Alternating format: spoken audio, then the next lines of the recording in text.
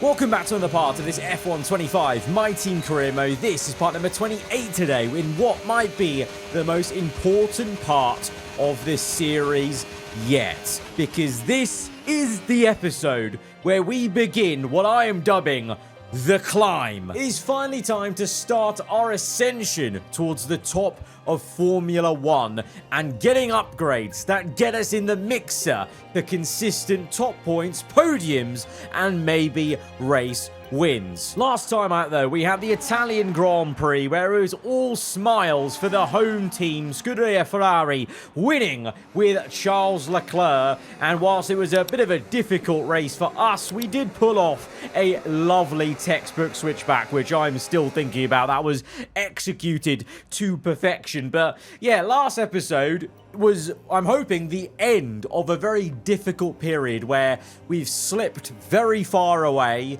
from Williams relative to where we were. We were very, very level pegging, so this feels like a mile away, 50 points odd to Williams. And you can see since the Austrian Grand Prix, if you look at Button and Tramnit's set of results, it's not been an easy ride. You know, the maximum we've scored is the P6 we did with Button at Belgium, and that's because we played a massive team game and we haven't added to that 1 win and 2 podiums we got earlier in the season. That is until maybe now, because look what's coming up in the activity timeline: the engineering facility improvements for aero and chassis breakthrough.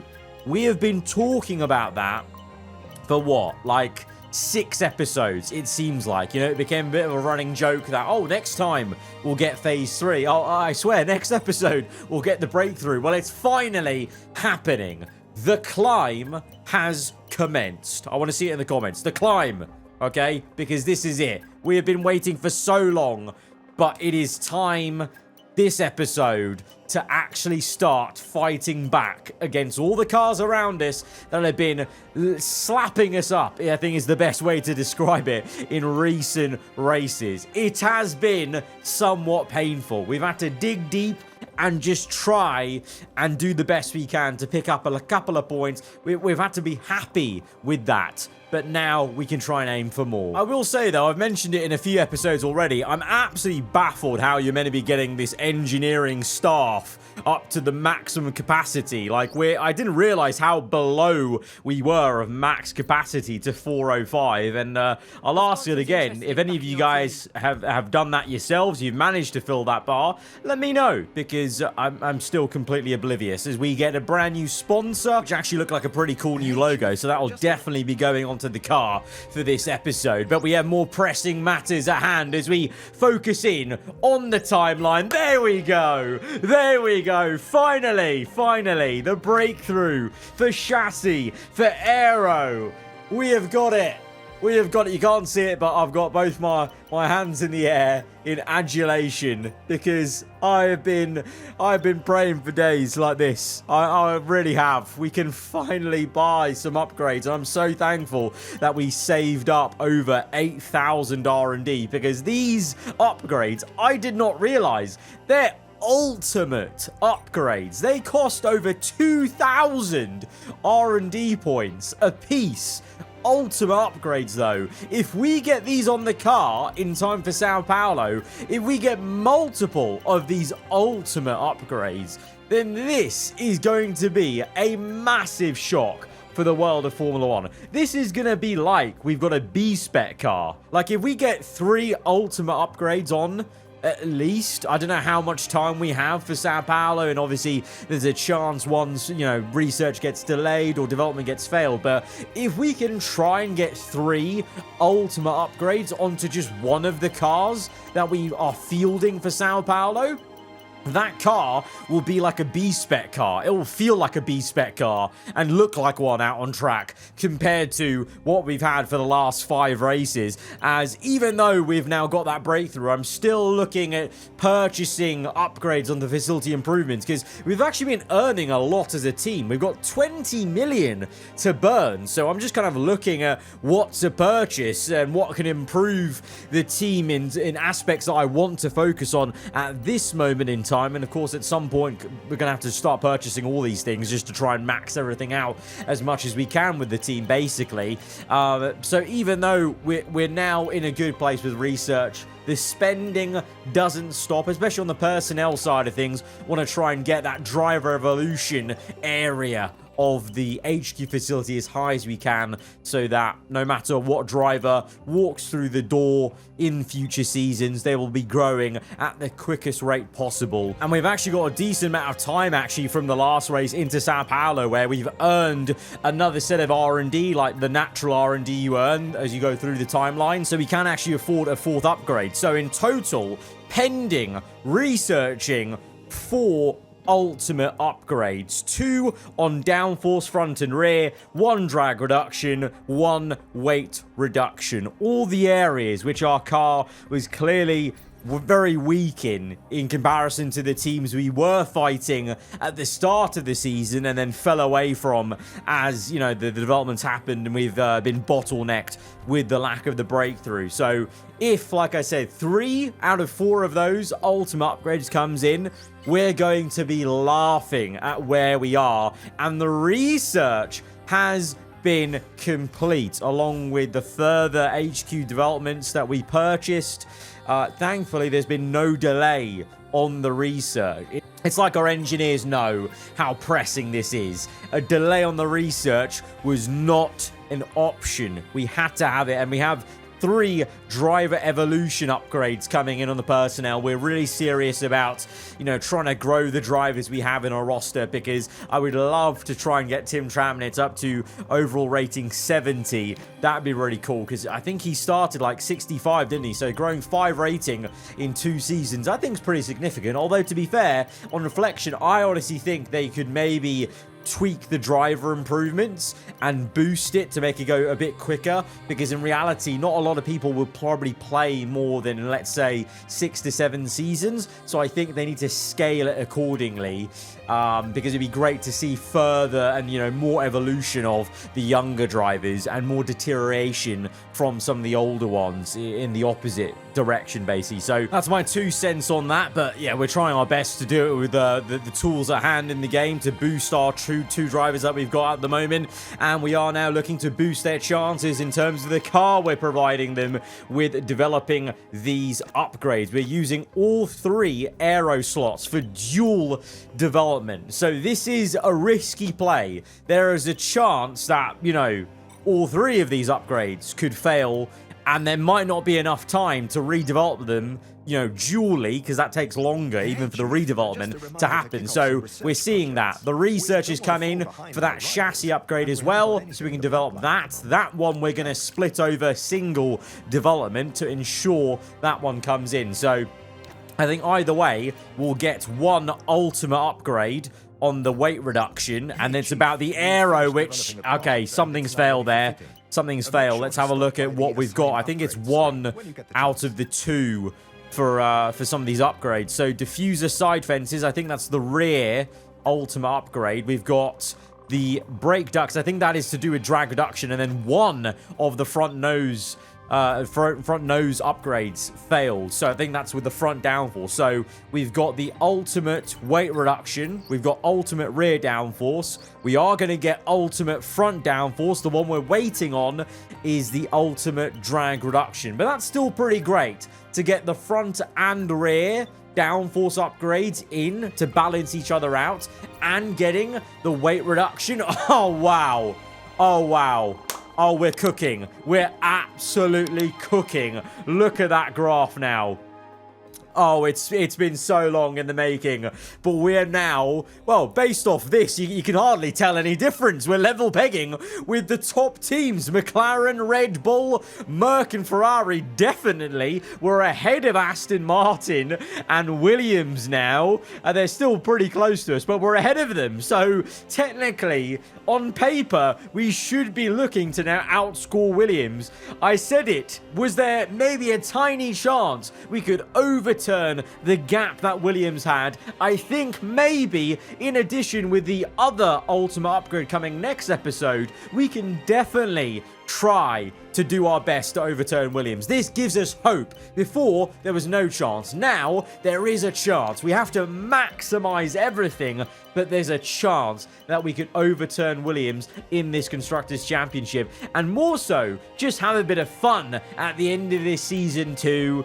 You know, who knows what the driver lineup is going forwards into next season. So it's a case of now we can provide a really fun car for Button and Tramnitz to go out there and just enjoy the racing in these last few races of this 2026 season, as after the adulation of research still comes some spending, because we've actually earned another 5 million, 25 million. So we're earning more money than we know what to do with at this point, this stage of the career. I should probably try and look into unlocking some further updates on like personnel to maybe be able to do more upgrades at the same time.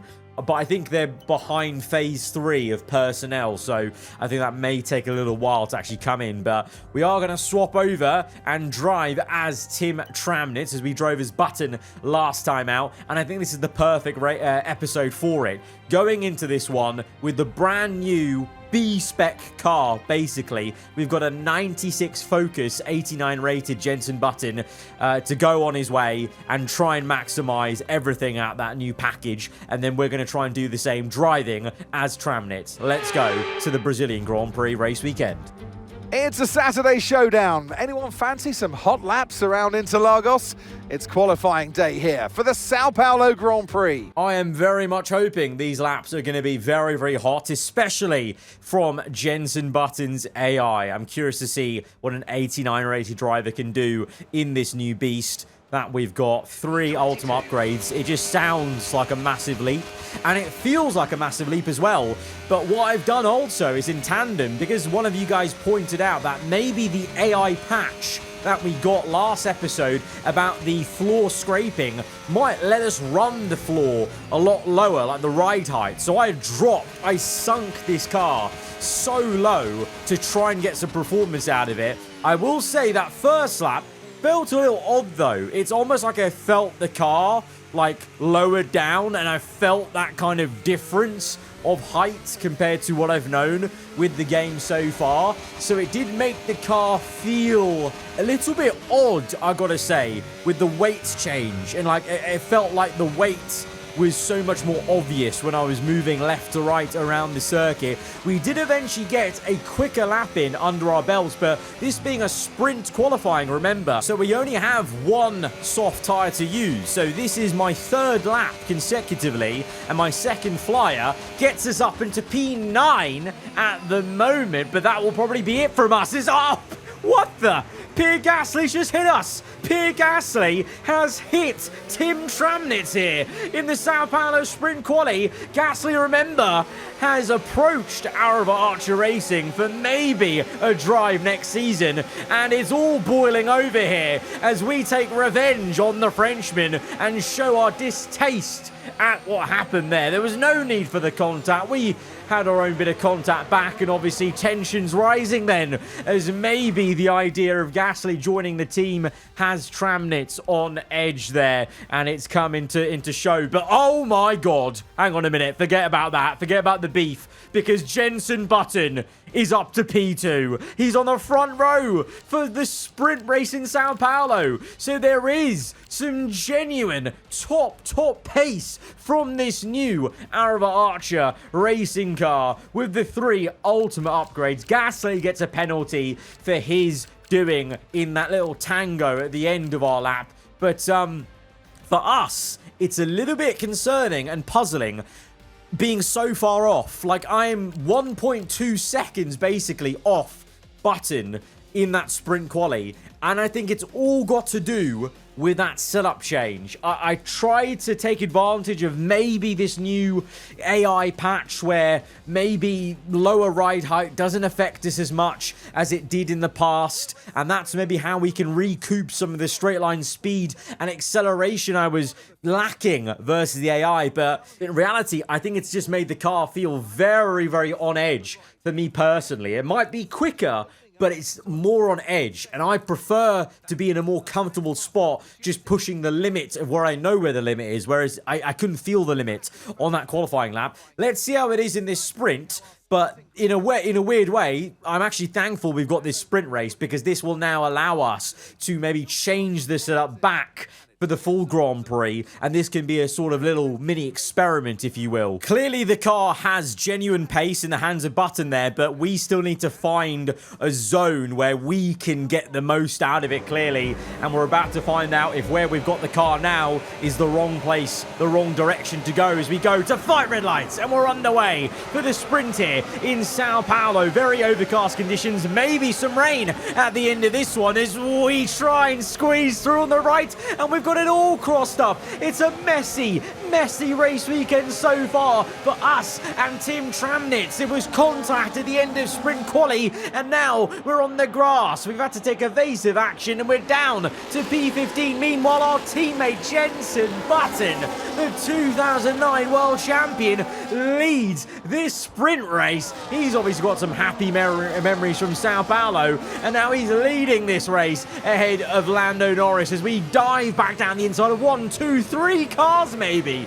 just showing that the two ultimate downforce upgrades are working overtime. We've got some real pace into the corners with the new downforce levels, but the car is just, it's like we're having to tiptoe around some of the corners because the weight shift is just so different now. I don't know if it's the upgrades or the ride height changes I've made.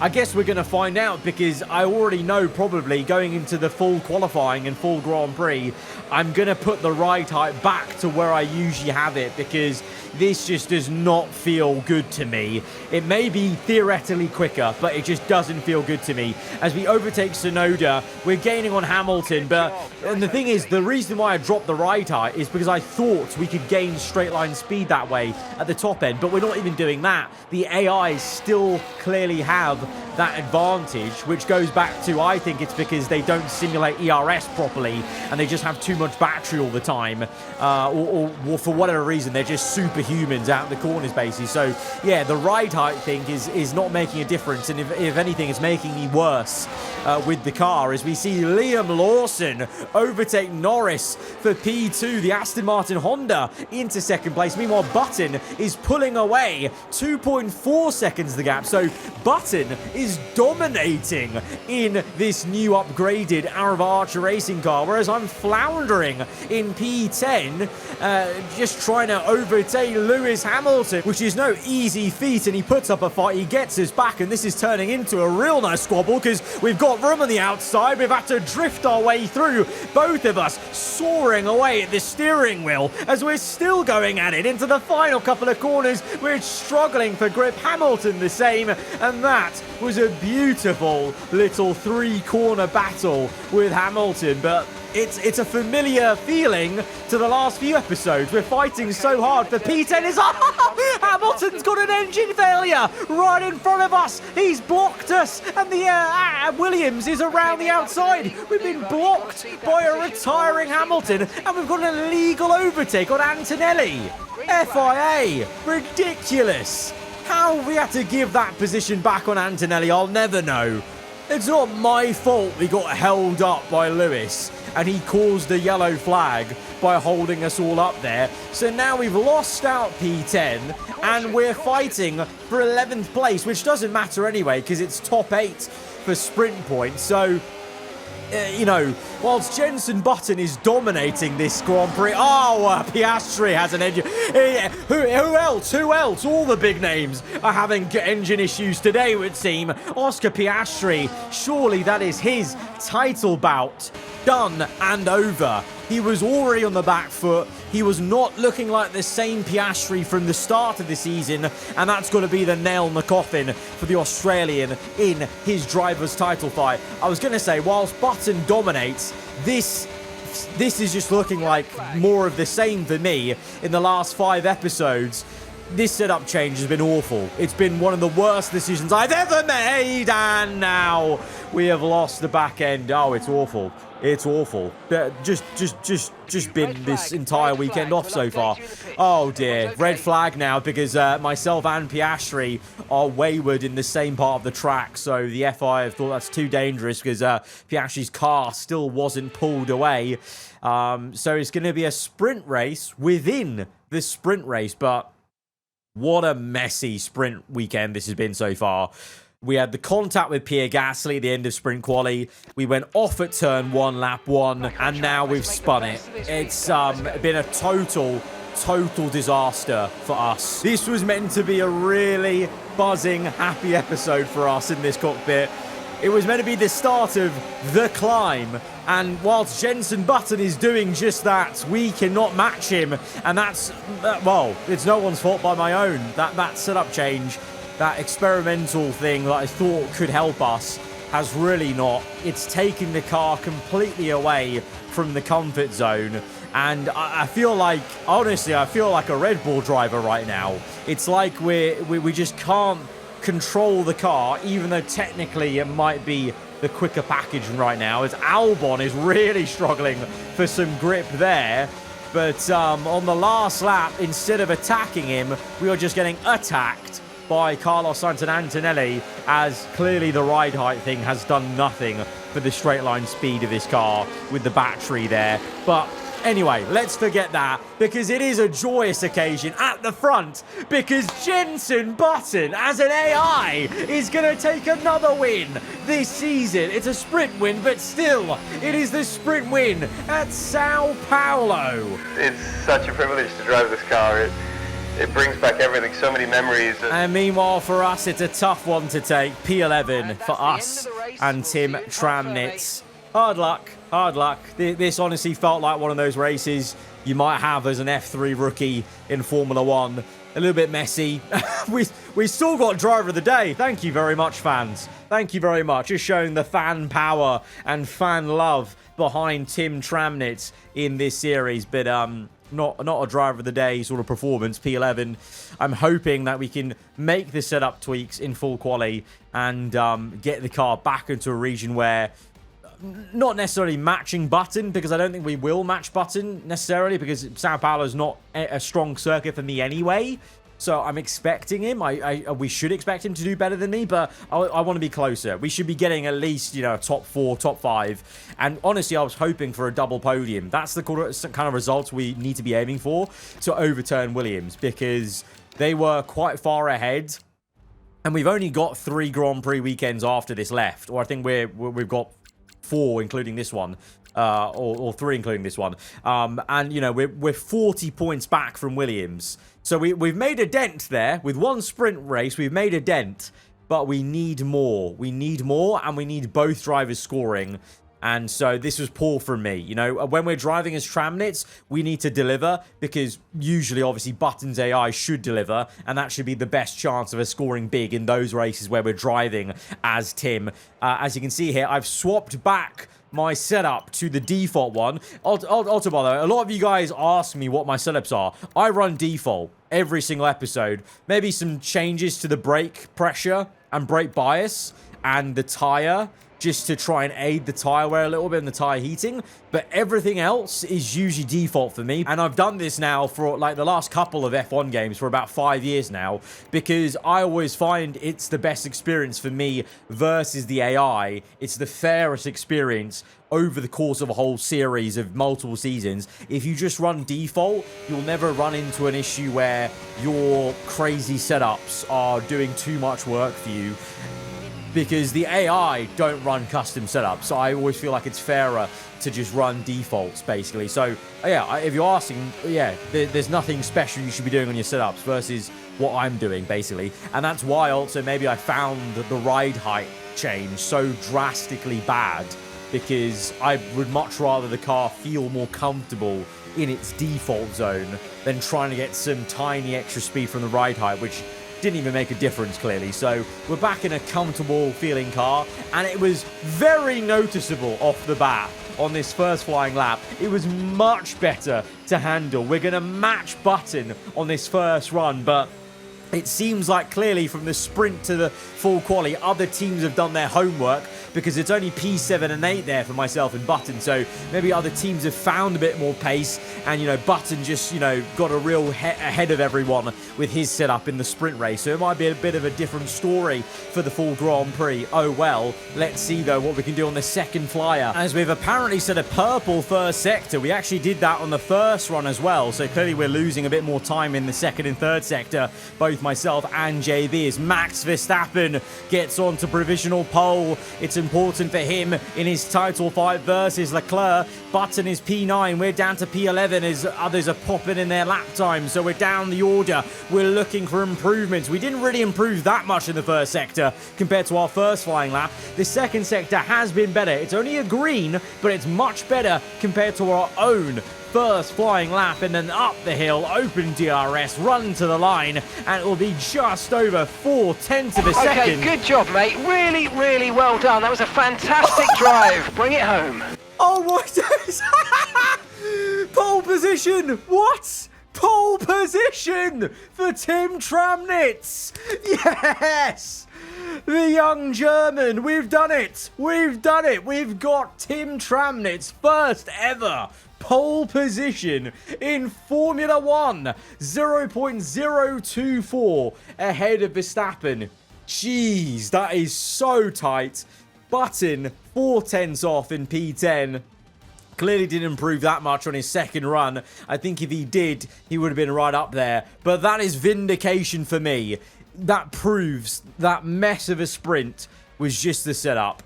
And that back in a default zone, I'm happy, I'm comfortable with the car again, and we showed the pace there. I can't believe it. That means we've got one pole position for each of our drivers. Button in Canada and Tramnitz here in Sao Paulo. Unbelievable. We go to the Grand Prix then, sitting on pole as our F3 driver icon. Welcome along then to where heroes and history are made. It's where the 2008 title was decided in the very final corner. And just 1 year later, Jenson Button stormed through from 14th on the grid to claim his one and only Drivers' Championship.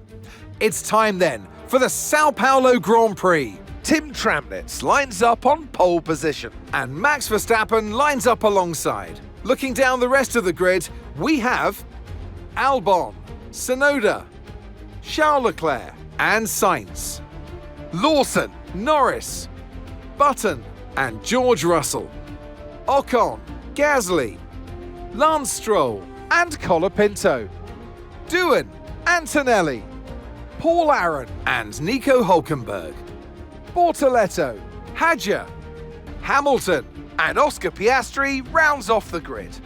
Which of these talented drivers will come out on top today? And alongside me today, former Formula 1 driver and former world champion too. See, told you I'd give you a big intro. Anthony Davidson, hello. Interlagos, always one of my favourite weekends of the season. Love Brazil, adore this track. Absolutely spot on, Crofty. I wish you could pick this circuit up and place it, copy-paste it on multiple different locations around the planet, because it is sensational to watch, sensational to drive. And for all these drivers here in Brazil, it's a great time to get stuck into this Interlagos circuit. It's an anti-clockwise track, lots of important corners to get right, and it's a track where you can make or lose an awful lot of lap time. Well, I wasn't really expecting to be on pole position and seeing no cars ahead of us, driving as Tramnitz today, but here we are, especially after the sprint. What a night and day difference a setup change can make, huh? As, well, it needs to be a very good quali, because I didn't even realise how on earth have Williams got third and fourth. We saw where they were in the R&D shot. They're no longer right up there. They should be a bit lower, but yet their drivers are making the difference. I suppose it's all so close in the R&D shot now that the drivers can make a difference. So maybe Albon and Tsunoda are very highly focused as Verstappen very weirdly overtook me on the formation lap. I was trying to slow everyone down to make sure that we didn't lose too much temperature in the tyres getting to the grid, but they all seem to have their own agenda, so we're just going to ghost through them and line up ourselves, and we're going to, as we did in Canada versus Verstappen driving as Button on the front row, lean our car towards his side of the track to make sure we can block him off. We know how strong of a driver Max Verstappen is, and let's try and keep this lead into turn 1 as we go to 5 red lights, and we're underway for the Brazilian Grand Prix proper from pole position, driving as Tim Tramnitz, and it's been a fantastic start for us. It's a side-by-side battle for the two Williams for 3rd and 4th. It's 2-by-2 actually, as it's Sainz versus Leclerc, Norris v Lawson. Button remains in 10th as we go a little bit defensive immediately on Verstappen as we feel a bit of the pressure from the Dutchman, and it's quite clear maybe at the start of this race it's going to be Tramnitz versus Verstappen at the start of this one, as we're both pulling away slightly from Tsunoda, and I think Tsunoda and Albon are both going to be a bit of a bottleneck for these other cars behind, because I think over the course of the race you're going to see that difference, that slight difference in the R&D chart, in the same way where in the last 5 episodes we've looked good at the start and then we fell away because we didn't have the performance. Now we have it, Williams don't, compared to relative to the other cars around them, and I'm hoping that means Button will slowly but surely claw his way through this field. But for us, immediately the pressing matter is Verstappen going to the inside. We give him a bit of a squeeze, we go defensive, he actually pulls back to the racing line to try and go on the outside of us, but we've got him covered for now. But it's just going to be about soaking up this pressure lap after lap versus the Dutchman, and he's going to be coming at us at a rate of knots in this same place onto lap 3. As we said, another fastest lap of the Grand Prix, so we're doing really well at the moment. You know, the car is feeling decent, it's feeling the same as it was in quali, more predictable compared to the sprint and sprint quali. But Verstappen, he's got some speed in a straight line, and we are having to play very clever, going right to the inside, blocking off any chance of diving down the inside and just making sure we get to the apex first. If we get to the apex, I think we're going to be able to defend. The problem is when this happens, Verstappen fully ahead, he locks up though. Verstappen locks up and we do get to the apex again. It's wheel-to-wheel stuff in the center S, and we are managing to stave off Verstappen's onslaught. The reigning 5-time champion it is in this alternate F1 universe of ours is really putting us to the test, driving as the F3 driver icon, and it's so close. We touched tyre wall to tyre wall there, and that could have been a bit nasty. We have to back out of that, and we have to trust that we can repass with the DRS ourselves as we jockey for position. It was nearly a bit of more contact. You've got to be a little bit feisty with Verstappen, of course, as you come back at him, and we do to get P1 again. Surprise, surprise, the Dutchman comes ahead once more into turn 1, but we just have got to be patient and just try and stick as close as we can to the rear end through the center S, and then open up the taps, use a bit of battery, DRS aided as well, and we're going to gain. Verstappen gives us a little bit of a squeeze to the left-hand side. I'm surprised he's not slammed the door shut there, but he's let us walk through. I think he's confident he can make the repass. Lap 7 and Verstappen is still within half a second of us as we go through the final corners though. Radio. It looks like we might have an issue. No. Hang in there, we're attempting to manage it. No. We have got a car issue. Please don't tell me this is about to be an engine failure from the lead of the race. Mark, please don't let it be. Just let it be some sort of minor fault. I'm begging you. Oh, okay, yes. Mark here. Car update for you. DRS is offline. We're looking into the problem. Stand by. Okay, this is manageable. The DRS has failed. It will come back eventually, I think, in this race. But that means now we have got to try and break 1 second, or at least stay ahead. We must stay ahead at all times of Verstappen. And to be fair, both of us up till that point were working together to pull away from the rest of the field, like we were using DRS with each other to pull away. But now, lap 7, things are getting closer as Sainz finally breaks the deadlock that Williams had. Leclerc's done the same as Albon's fallen away with the tyre wear of the Williams coming into a play as Albon's down to P7. Tsunoda remains in third for now,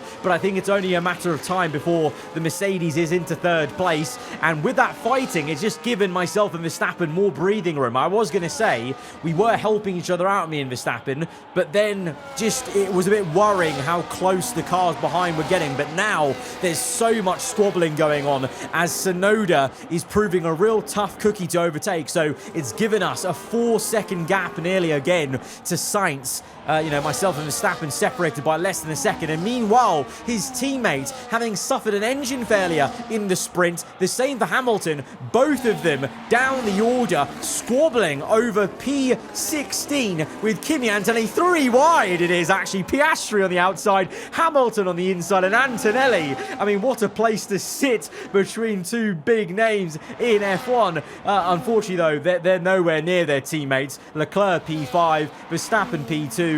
And those two are in the championship fight, of course, and Verstappen's doing very well for himself versus Leclerc, but we are just edging outside the 1 second gap as Leclerc's in, though. Leclerc's in. So Leclerc is the first of the top 10 to come in for the pit stop. So the tyre wear's pretty high, so this is going to be, we're all going to want to watch what Leclerc's pace is like, because this could then trigger a bunch of pit stops as Button is only sitting in P9. It's been very slow progress for our teammates so far, and this is why ahead of him there's a lot of squabbling going on between Russell, Lawson, Albon, as Lawson tries to get round the outside of the Williams. I think he just about managed to pull that off into Sector 2, but for us, lap 15, look at the bottom right. Our tyre is absolutely cooked. I think the scheduled pit stop was lap 16. I think we're going to have to come in on this lap 15, because we're really struggling now. Verstappen is all over the back of us, and like I said, if he gets ahead of us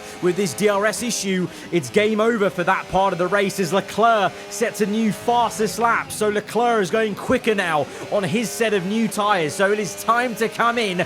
This is the cue. Leclerc getting the purple, as well as the pressure ramping up from Verstappen. We go wide a little bit. We tap the grass on the entry. Verstappen has an inside run, but I want to come into the pits. I'm coming into the pits. What will Verstappen do? Oh, he's taken us out. Max Verstappen turns into us. The Dutchman has spun us, and we've broken our floor. Verstappen's front wing is damaged, but our floor, look at it.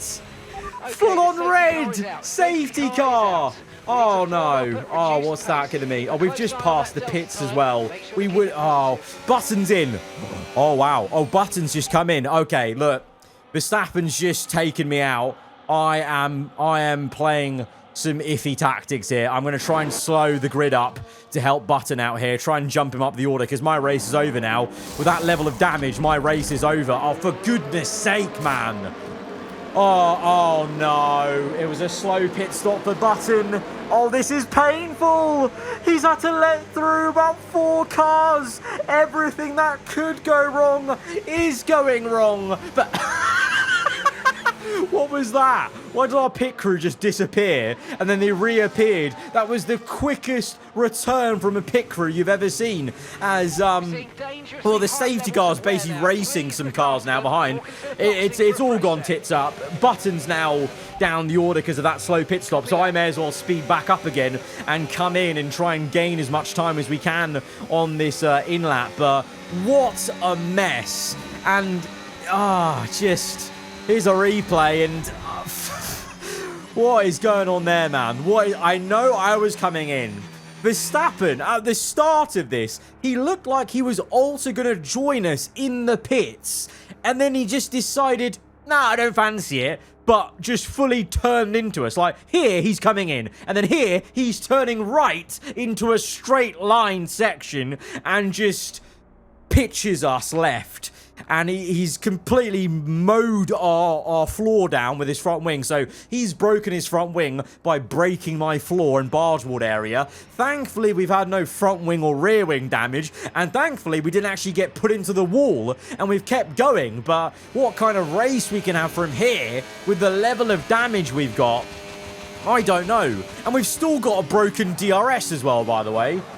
Oh, it's gone from an amazing first part of this Grand Prix to just utter disaster again. It's matched the sprint race. It's like the F1 gods thought, no, the way your sprint race went, that's how it was always meant to go for the whole race weekend, and it was going a bit too well in the full race up till then. So this really does complete the very messy Grand Prix we're having with Tramnitz today in Sao Paulo. I mean, the climb is, I can't even see the climb. The climb is about 1 million miles away on a different peak summit of a mountain, clearly. As we nearly hit the back of Antonelli as the safety car's coming in now. It's all round just been a very, very topsy-turvy one, hasn't it? And we've still got so much of this race left to go. And I've got to do the rest of it with a red barge board and floor. Now, albeit, it may not be a total disaster. I find in the last couple of F1 games, the floor damage has not really been as dramatic as it probably should be, you know, basing off real-life physics, because we dive down the inside, and with the new tyres, we're able to overtake Antonelli and do it. And that's now, obviously. Once the tyre wear comes in at the end of the race, then we're probably going to have an issue. But right now, when the tyres are fresh, it's negating the damage. Oh my God, you're kidding me. Williams was leading in a race where we were meant to be catching Williams on points. Williams was leading this race on to lap 20. Thankfully for us, Russell's taken the lead, but Albon's still fighting for a podium in a race where we should have been going for a double podium. Oh, it's so painful. Oh, it's actually just laughable. Oh, it's laughable. Oh, wow. Oh, wow. I can't even commentate. I'm just the disbelief of how badly this race has turned out to be in what should have been a monumental day for Aarava Archer Racing. We're going to have to really dig deep to come back from this in the rest of the season. And we've got to make the most of our car in the next episodes, because this was not how it was meant to go. As we do let Button by, as you know, with the damaged floor, there's no point trying to pretend like we can do something in this race. So we've just helped him out by holding up Leclerc and getting Button ahead. It's a little bit of a filthy tactic, but with the race I've had, you've got to let me have one. Usually I like to drive the races, semi like a real, race where we don't play any, weird tactics versus AI. But when the race goes so down the toilet, you've got to try all the exploits to try and get your teammate up the order if we can. Monaco vibes basically is Hamilton P5 squabbling with Ocon Colapinto. Oh my God. This race has been so topsy-turvy that Lance Stroll is in second place in the McLaren.